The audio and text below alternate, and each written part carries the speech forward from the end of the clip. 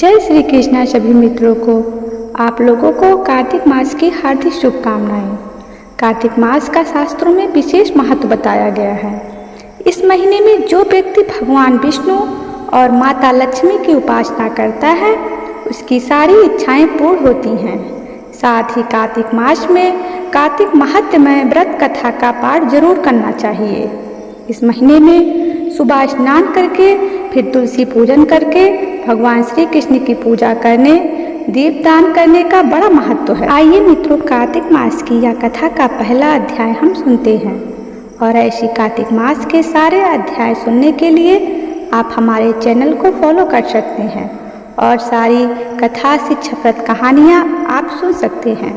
कथा सुनने के बाद अगर आपको अच्छा लगे तो आप हमारे वीडियो को लाइक करके सब्सक्राइब करना बिल्कुल ना भूलें और ज़्यादा से ज़्यादा इसे शेयर करें। मैं सिमरू माता शारदा, बैठे जीवा आए, कार्तिक मास की कथा लिखे कमल हर्षाए।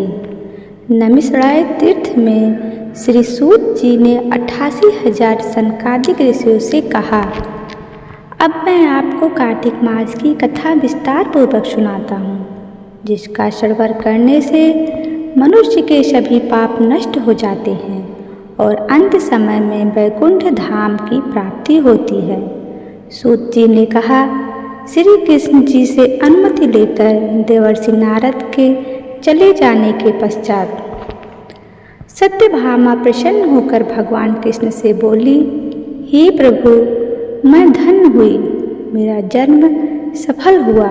मुझ जैसी त्रैलोक सुंदरी के जन्मदाता भी धन्य है, जो आपकी 16,000 स्त्रियों के बीच में आपकी परम प्यारी पत्नी बनी। मैंने आपके साथ नारद जी को वह कल्प वृक्ष आदि पुरुष विधि पूर्वक दान में दिया, परंतु वही कल्प वृक्ष मेरे घर लहराया करता है।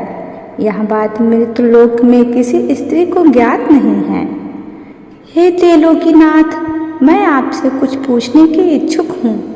आप मुझे कृपा कार्तिक महात्म्य की कथा विस्तार पूर्वक सुनाइए, जिसको सुनकर मेरा हित हो और जिसके करने से कल्प पर्यंत भी आप मुझसे विमुख ना हो। सूत जी आगे बोले, सत्यभामा के ऐसे वचन सुनकर श्री कृष्ण ने हंसते हुए सत्यभामा का हाथ पकड़ा और अपने सेवकों को वहीं रुकने के लिए कहा। विलास युक्त अपनी पत्नी को कल्प वृक्ष के नीचे ले गए। फिर हंसकर बोले, हे प्रिय, 16,000 रानियों में से तुम मुझे प्राणों से प्यारी हो। तुम्हारे लिए मैंने इंद्र एवं देवताओं से भी विरोध किया है। हे कांति, जो बात तुमने मुझसे पूछी है उसे सुनो।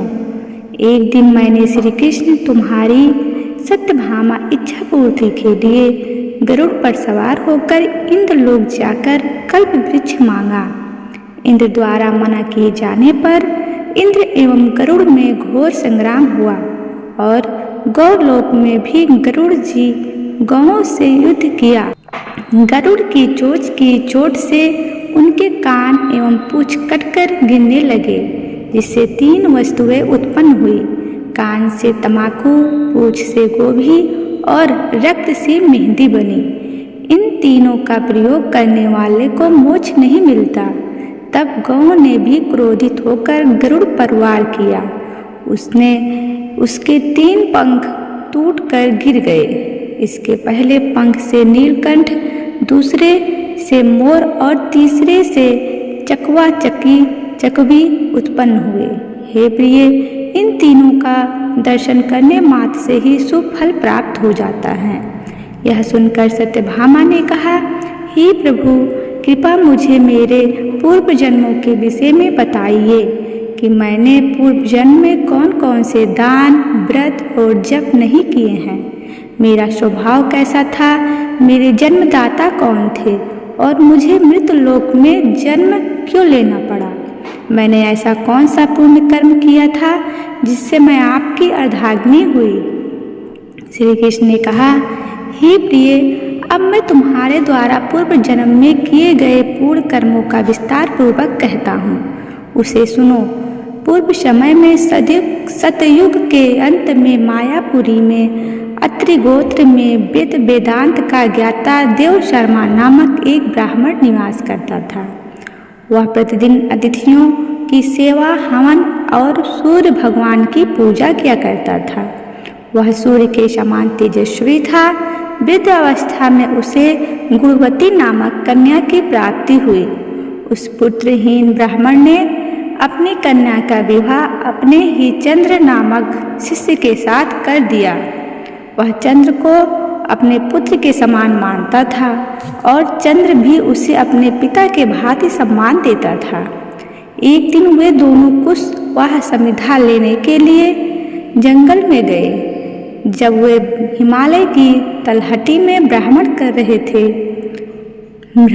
रहे थे तब उन्हें एक राक्षस आता हुआ दिखाई दिया। उस राक्षस को देखकर भय के कारण उनके अंग शिथिल हो गए और वे वहां से भागने में भी असमर्थ हो गए। तब उस काल के समान राक्षस ने उन दोनों को मार डाला। चूंकि वे धर्मात्मा थे, इसलिए मेरे परवश उन्हें मेरे वैकुंठ धाम में मेरे पास ले आए। उन दोनों द्वारा आजीवन सूर्य भगवान की पूजा किए जाने के कारण मैं दोनों पर अति प्रसन्न हुआ। गणेश जी, शिव जी, सूर्य एवं देवी, इन सब की पूजा करने वाले मनुष्य को स्वर्ग की प्राप्ति होती है।